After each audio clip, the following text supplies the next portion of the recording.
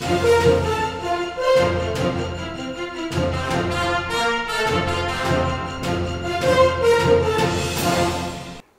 a surprise! Hindi tumama ang karamihan na surveys sa resulta na naging eleksyon. Isang patunay na nagbabago na ihip ng hangin sa politika. Hello Philippines, I'm Butch Serrano. Welcome to the Fourth Estate. Kasama na kami sa mga nagkamaling surveys na naglipa na ilang buwan bago mag-eleksyon. Tignan po natin ang mga lumabas, although ito ay partial, unofficial results as of today. Tignan po natin sa graph.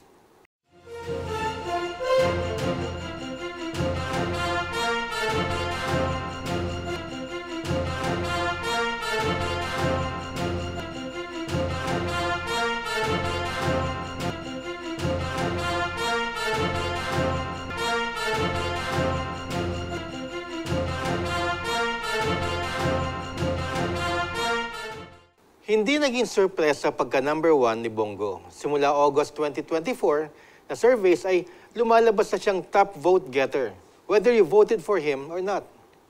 Pero ang mas malalim din ay 5 sinuportahan ng mga Dutertes ay nakapasok sa Magic 12. Bongo, Bato de la Rosa, Rodante Marcoleta, Camille Villar, at Amy Marcos. Kontra sa maraming nagulat naman, hindi kami nasurpresa sa pagpasok ni Bam Aquino at Kiko Pangilinan sa Magic 12. Sinabi na natin dito sa Fourth Estate na kapag lumabas ang mga millennials at Gen Z, papasok ang dalawa. At yun nga ang nangyari. Dinala rin ng mga millennials at Gen Zs si Rodante Marcoleta. Uulitin namin ito po ay partial, unofficial results as of 8:36 a.m.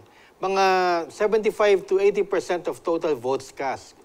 Pero ayon sa trending ay ang pinakamalaking talo ay ang mga incumbent senators na sina Bong Revilla, Manny Pacquiao, Francis Tolentino, at natalo rin po si Abby Binay, Ben Tulfo, at Willie Revillame. Going into the last 2 weeks before election, lumalaban at pumapasok pa ang mga pangalan na iyan sa halos lahat ng surveys.